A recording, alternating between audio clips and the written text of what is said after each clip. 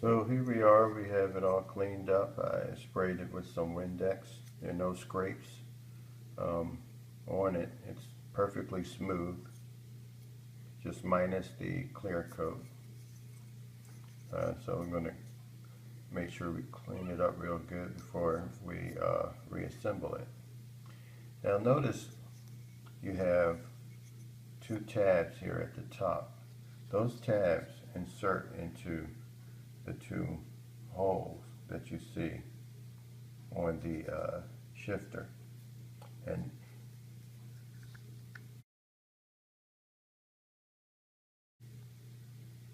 so you actually slide it back into position to reinstall it.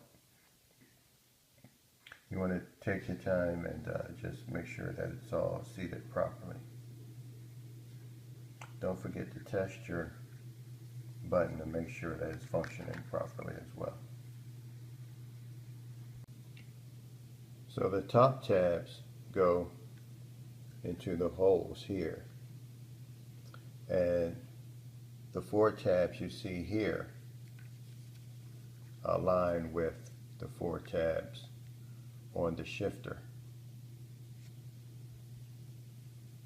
So you're going to slide it, not push it in from back forward. You're going to slide it from left to right in order to engage the two components.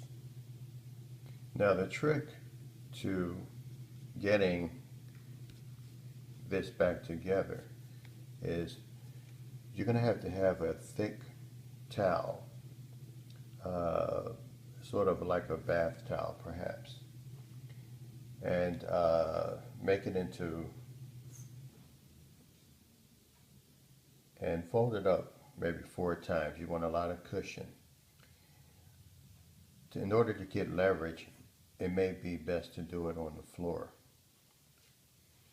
You're going to hold the piece like this and pound it into the ground.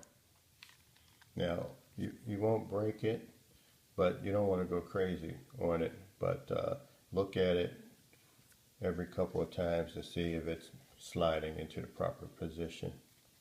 And so you're going to pound it, and you're likely going to have to pound it very hard to get it to go into position. So it's sliding straight down into position. When reattaching the connectors to the boot plate, you can see that the ones on the top left are color coded.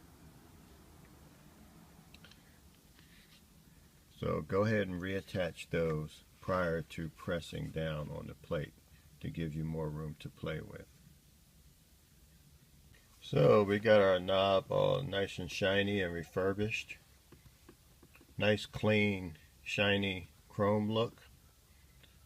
Some may not like this, but it's certainly more attractive than the chipping that we saw earlier and many others have experienced. So now we're ready to reinsert it. We're going to place it over top of the shifter in approximately the neutral position so we can get some leverage on it. And we're going to press straight down until it's seated properly. We'll make sure our boot is in the proper place, and we're ready to go. Thank you for watching this DIY video. I hope you found it helpful, and it'll save you a couple of $100 in replacing this part. The part itself is at least $150, and if you have to pay someone to do it, it'll be another hour or two labor. So this process will save you quite a bit. If you like this video, please subscribe and share this video as well.